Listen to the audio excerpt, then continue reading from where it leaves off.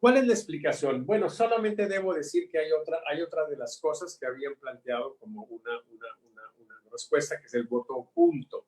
Pues el voto oculto tiene más o menos una misma explicación que lo anterior, ¿sí? Porque la gente no oculta el voto en atención a su propio partido, ¿sí?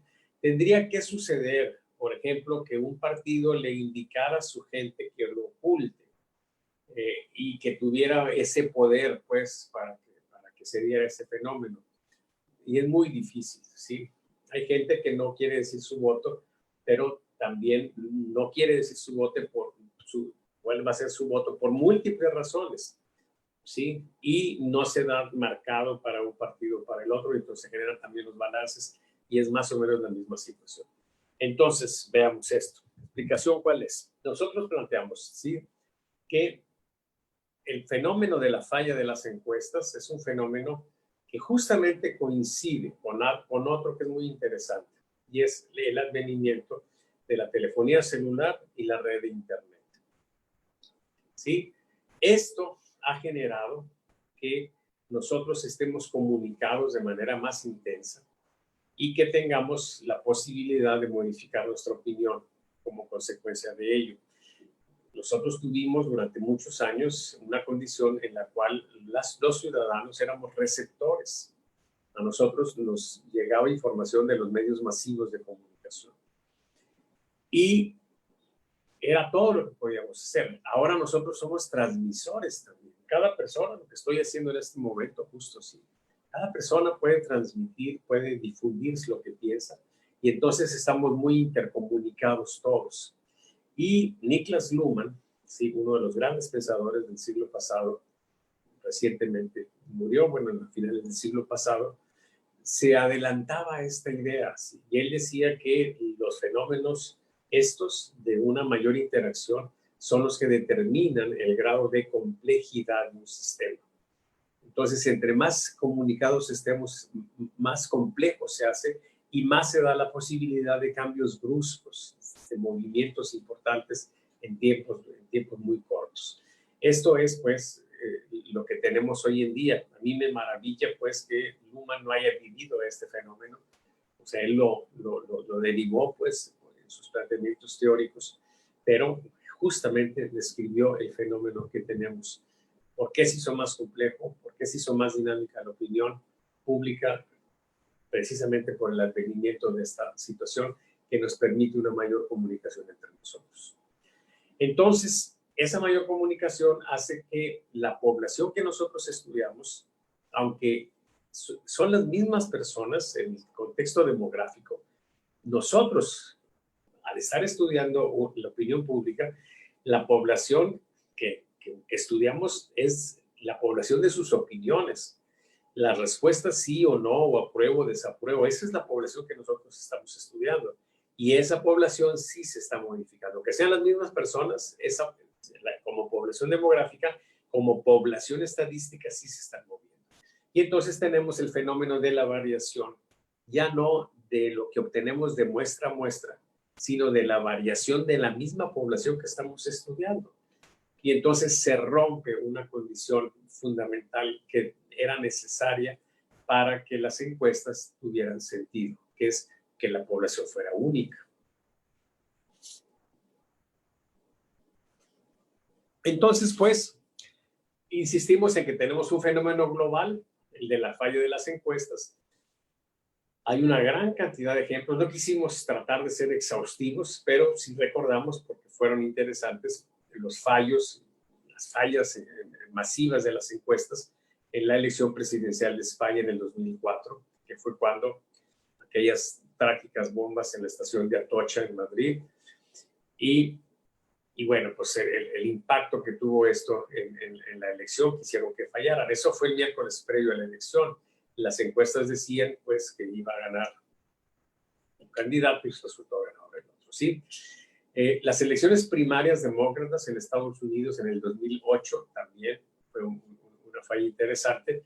Y bueno, el Brexit inglés, pues, en 2016, que también tuvo este problema. Muy bien.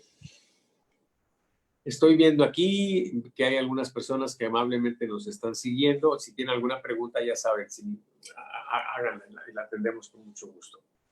Bueno, entonces la explicación que nosotros damos también es global, ¿sí? Así como es global el fenómeno de la falla de las encuestas, pues es un fenómeno global también, lo que tenemos como explicación, que es el advenimiento de la red de Internet y la telefonía celular, que combinadas pues, nos han dado una situación impresionante de interconectividad entre los seres humanos.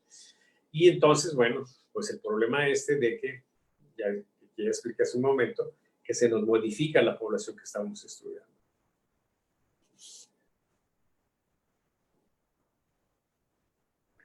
Entonces tenemos el problema de la variación de nuevo presente, pero ahora en forma de mutación de la población de votantes o de la población que estamos estudiando.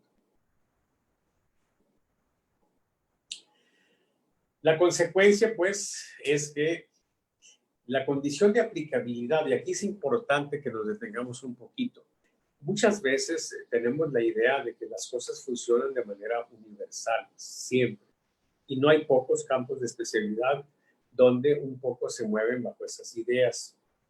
El problema es que en la ciencia siempre tenemos condiciones de aplicabilidad. Esto es, todo es condicional, nada es incondicional.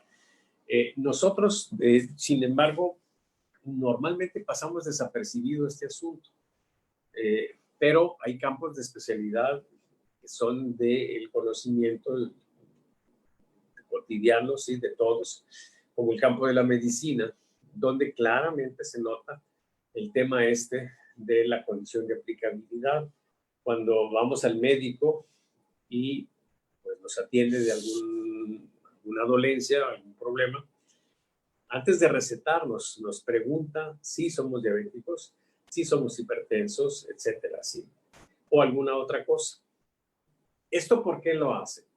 Pues porque él nos debe dar una medicina, pero hay medicinas que funcionan bajo la condición de aplicabilidad de que la persona no presente ese tipo de problemas, que no sea diabético, que no sea hipertenso, etcétera. Entonces, si no tenemos esos problemas, él nos puede dar el medicamento sin ningún problema. Pero si tenemos esos problemas, entonces él tendrá que usar otro medicamento normalmente más caro, ¿sí? Que nos pueda arreglar el problema a pesar de tener ese problema. Entonces, lo que tenemos aquí es que el mundo de las encuestas perdió la condición que tenía antes de que la población era fija y entonces empiezan sus tragedias. ¿Okay? Por eso se explica lo que ha pasado con las encuestas, porque ya no son adecuadas en ese tipo de fenómenos que se mueven rápido. Es claro que no todos los fenómenos presentan ese tipo de variaciones, ¿sí? Como veremos adelante.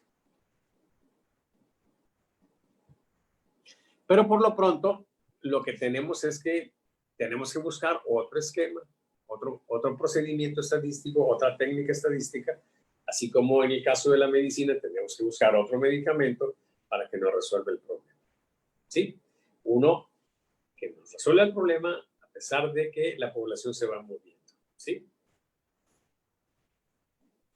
Bueno, aquí queremos nosotros hacer un paréntesis para decir que esta idea que nosotros desarrollamos fue motivada por un comentario de Kaoru Ishikawa en un libro clásico de él que se llama Control Total de Calidad.